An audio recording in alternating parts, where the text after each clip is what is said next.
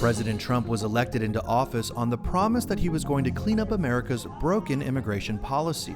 And in his first few months in office, he has used everything in his power to make it happen. The resulting deportations are a cornerstone of Trump's agenda, and something the majority of Americans are in favor of. But tensions over the issue are heating up across the country as ICE has ramped up raids on migrants, and Los Angeles has emerged as the focal point of that anger, while protests have spread across the country. ICE out of LA! ICE out of LA! At the center of the vitriol are the ICE agents themselves, who have faced an unprecedented wave of hostility, including from Democratic lawmakers, as they carry out the immigration crackdown. ICE get the out of LA so that order can be restored.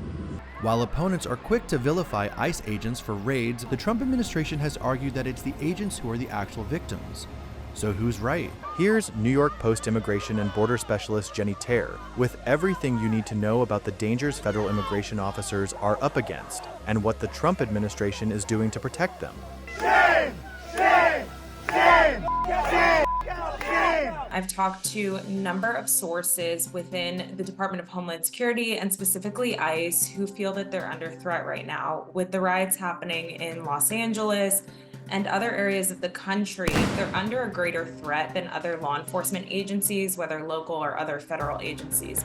And they're still having to go out despite these threats. When they're going out, there are individuals who are taking photos of them, who are trying to dox them on social media and identify them. These officers feel that they're being threatened, that their families could potentially be threatened, and they want to still be able to do their job, but they want to do so safely.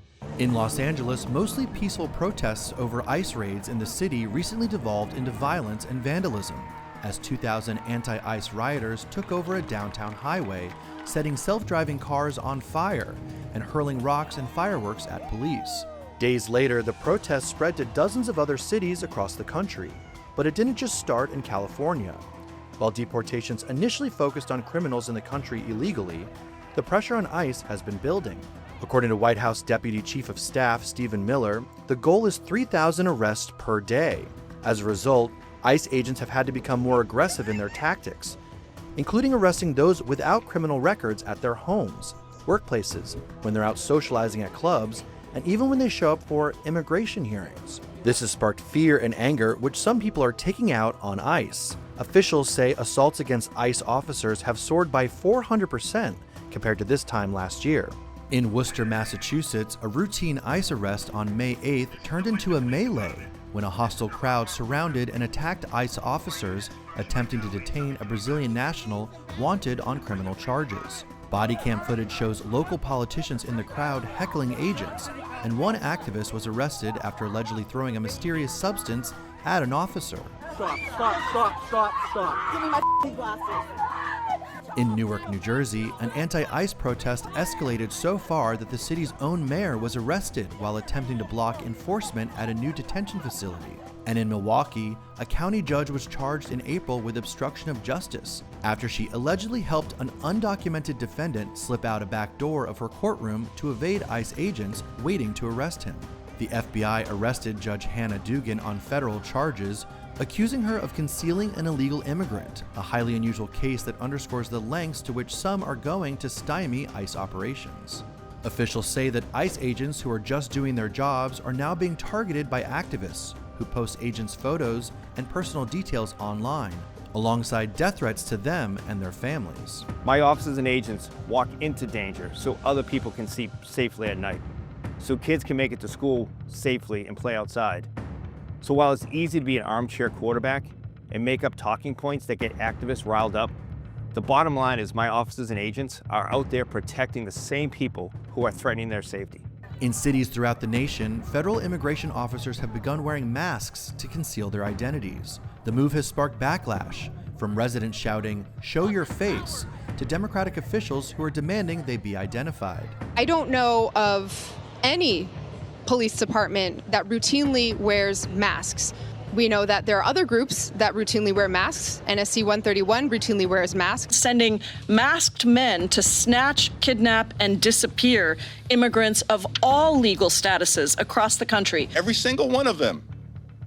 no matter what it takes, no matter how long it takes, will of course be identified. The Trump administration, including border czar Tom Homan, aren't apologizing. They're being doxxed across the country. And their families are being attacked. Their families are being doxxed. Their families are being threatened. And I certainly understand it. I have a lot of death threats. I've been doxxed. My family's been doxxed. I understand it.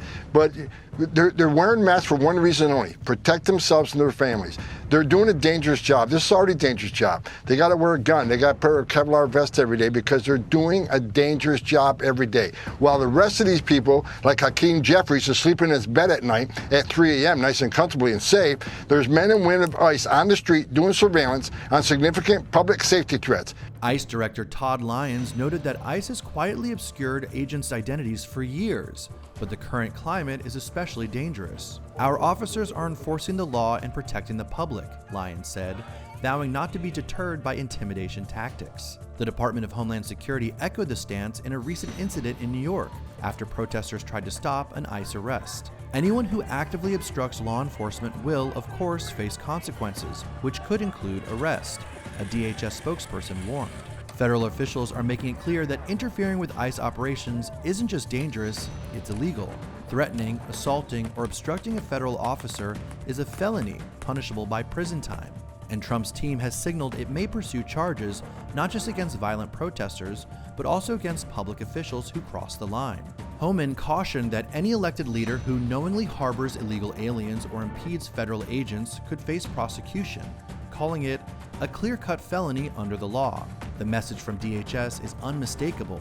Attacks on ICE personnel or attempts to sabotage immigration enforcement will face consequences in the forms of arrests, fines, and felony charges. So through my coverage, I've spoken with sources who have been directly threatened on social media by some of these rioters and agitators. The threats are being taken very seriously by the Trump administration. There is a protocol for addressing these threats and looking into them, and that is exactly what is happening behind the scenes. And the Trump administration has already arrested individuals who have threatened ICE officers since the start of their mass deportation operation. While the Trump administration defends masks for ICE agents, there is one group that they don't want hiding their faces. After the anti-ICE riots spun out of control in Los Angeles, President Trump announced that masks will not be allowed to be worn by protesters going forward. While ICE officers are being told to wear masks to protect their identities, the rioters are being pushed by the Trump administration, by the president directly, to pull off their masks, to stop masking their identities out in the streets as they terrorize the communities in Los Angeles and other areas of the country where these anti-ICE protests are happening. Some of these ICE protesters are really agitators. They're setting cars ablaze, they're causing chaos in the streets, they're throwing rocks at the vehicles of law enforcement trying to protect the communities. So one group here, the ICE officers and agents, are under threat from these protesters and rioters, and the rioters are masking their identities, and law enforcement is having a really difficult time trying to identify the individuals involved in, let's say, throwing projectiles at these officers and their vehicles. For their part, ICE agents say they appreciate the public support from Washington as they contend with this hostility on the ground. Many agents are current or former police and military officers, unaccustomed to being vilified as kidnappers or secret police, as some protesters have labeled them. Agent unions have applauded the deployment of the National Guard in Los Angeles and the strict stance against masked rioters. The hope among law enforcement is that a tough response now will deter future violence. But as immigration raids continue, with President Trump ordering a surge in daily arrests and 30 days of continuous ICE operations in Los Angeles, further confrontation may be inevitable. Both ICE and immigration communities are bracing for a tumultuous period ahead, testing just how far each side will go.